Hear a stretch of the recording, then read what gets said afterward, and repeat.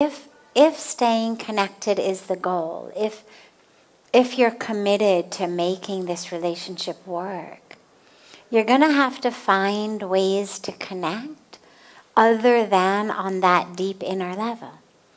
Because if somebody's not going within, how are you going to connect on that level? You can't.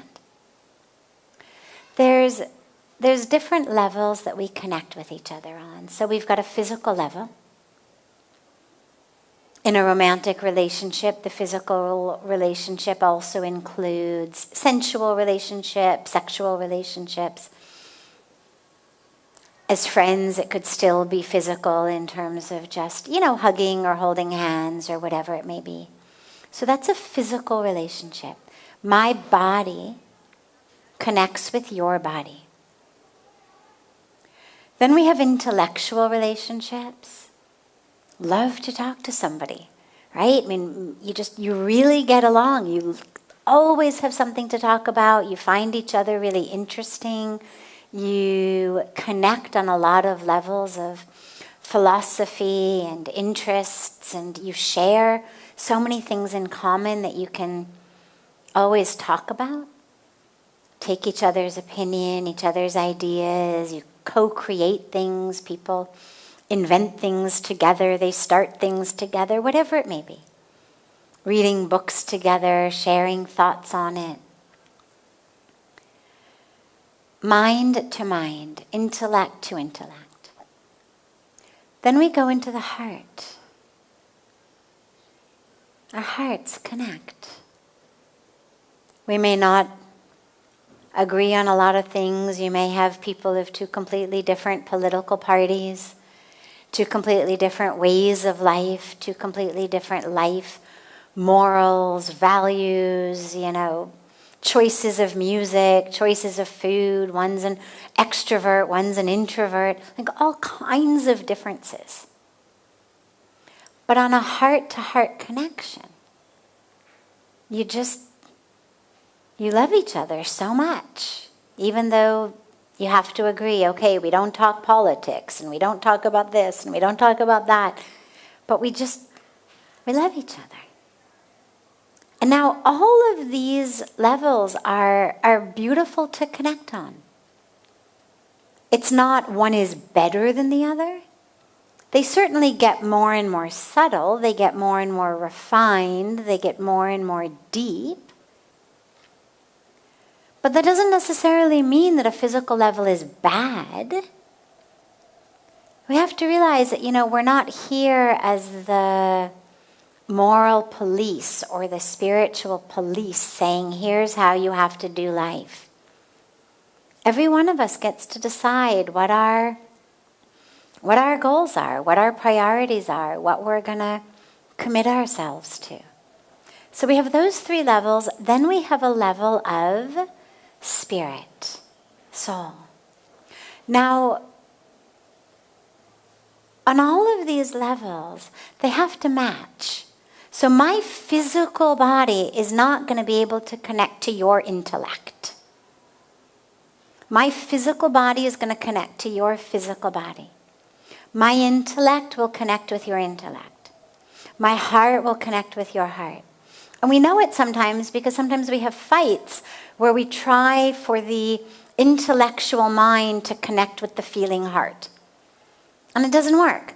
It's where you get things like, well, I know you're right, but it still hurts. And where do you go with that? Right? You say, well, intellectually I know you're right, but my heart hurts. It's a mismatch. You're never going to solve anything like that. Intellectually we may connect, we may agree, but if we're going to deeply connect and my heart is hurting, then I need you to connect with me from your heart, not your intellect. You trying to intellectually explain to me why my broken heart is wrong. I mean, has it ever worked for anybody? Has anybody ever been in a relationship where your heart is hurting and the person who you're in the relationship with explains why your heart shouldn't be hurting, why you're wrong, and you actually feel better? We never feel better. We feel worse. We feel like, I don't need you to tell me I'm wrong. I need you just to love me. Like, just hug me and fix it. Don't try to convince me I'm wrong. So all of these levels have to match up. When you get mismatches, you get disconnection.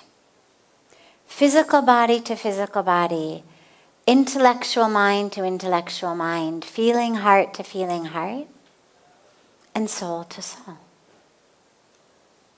Now, if you're in a relationship with someone who's not able or willing or interested to drop into their soul,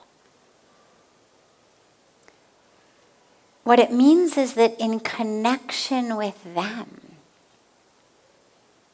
if you are committed to connecting from a place of soul to soul, you are going to be frustrated.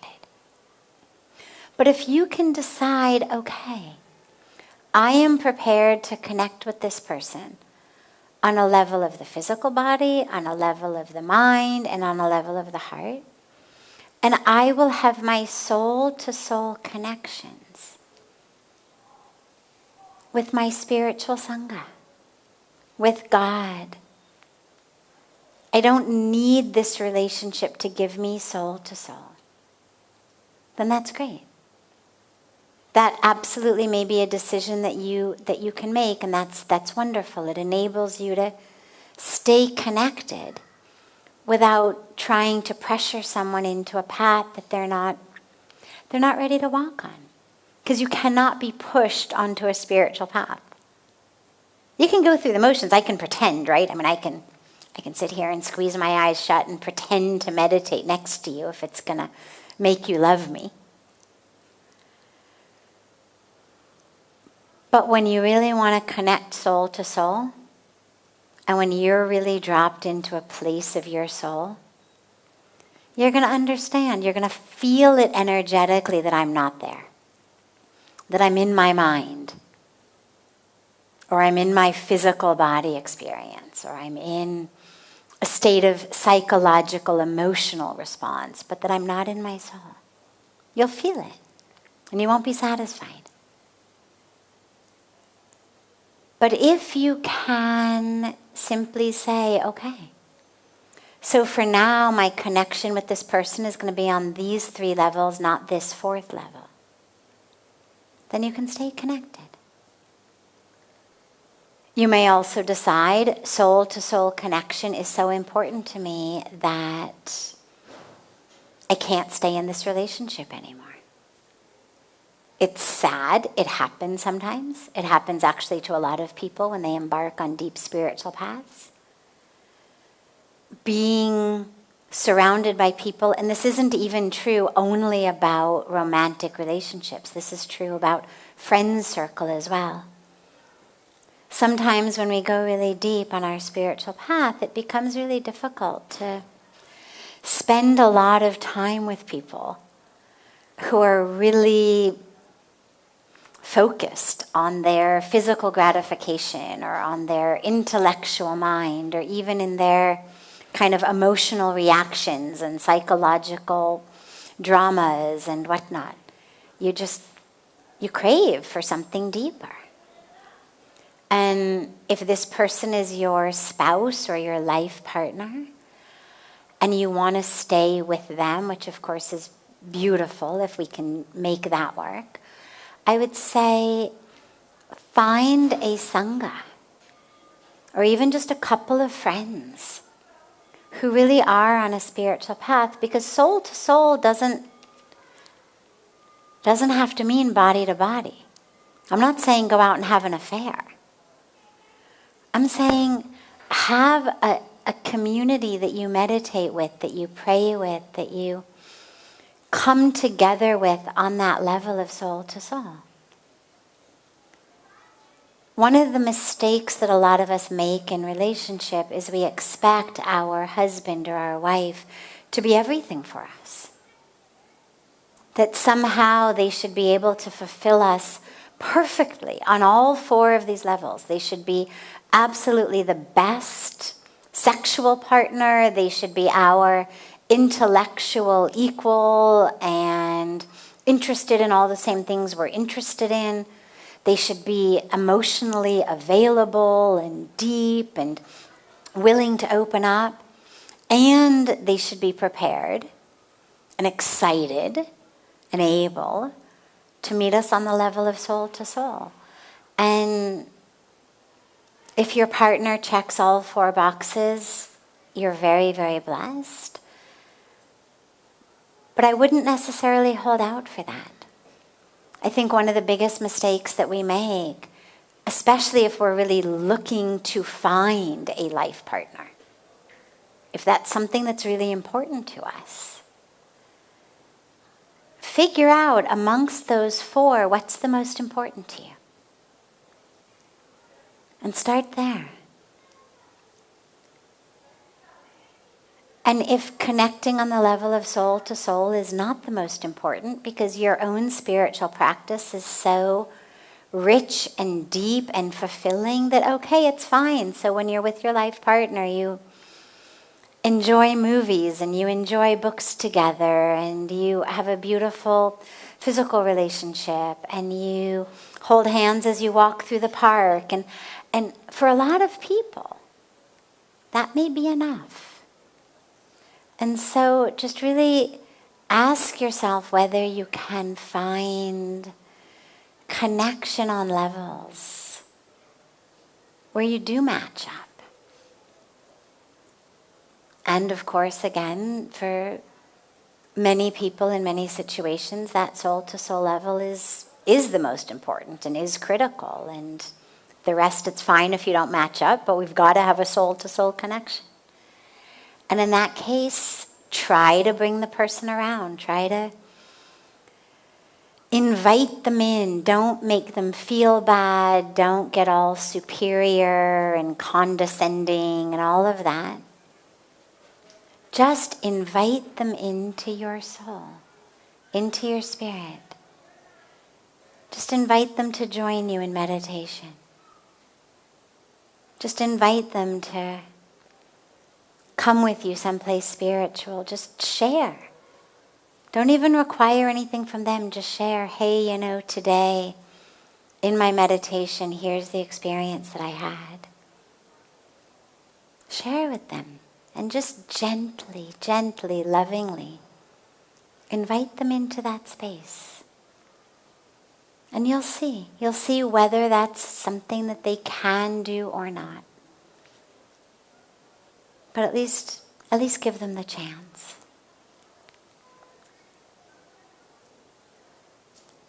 Wonderful. Other questions that anyone here may have? Yeah, come. There's a mic right up here.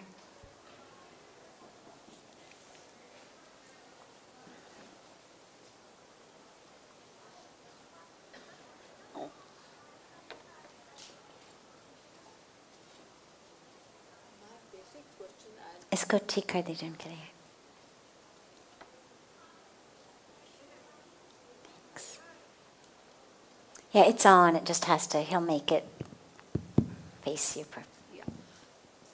My main problem, I love to meditate, but my mind all goes into worldly things. Or maybe thinking about something which I don't have to think also. That's my... Yeah. This is called the package deal of human life. We sit down to meditate and our mind gets all full of worldly things. Puja Swamiji always says, we spend all day in the world and we never think of God. But when we sit down to meditate on God, the whole world comes in our mind. Now, those two things are related. When you are not meditating, see, we actually prepare for our meditation the rest of the time. Let's say you meditate half an hour a day. Well, the other 23 and a half hours a day are actually creating your meditation. In the same way that they create your sleep. You know, the science of sleep now is all about, focused on kind of what do you do in the few hours before you sleep. Don't be on your device, don't be watching TV, don't, listen to the news. I mean, there's a whole list of things that you should not do and should do before sleep, so that when you lie down to go to sleep, A, you can fall asleep right away. B, you don't see crazy, stupid dreams and nightmares and whatnot. C, so that you have a restful sleep. You can't think that you're just going to live however you want to live, watch whatever you want to watch, listen to whatever you want to listen to, and then shut your eyes and get, beautiful 8 hours. It's not going to happen. In the same way, you can't think that you're just going to live however you want to live and then close your eyes and be like this and suddenly oneness with God. You've got to start preparing for your meditation in the way you live your life. That which you fill your mind with the other 23 and a half hours are exact stays. On the old computer screens, now they just shut off and go to sleep. But on the old computer screens, they used to have these things called screensavers. Right? You remember you'd get like flying saucers or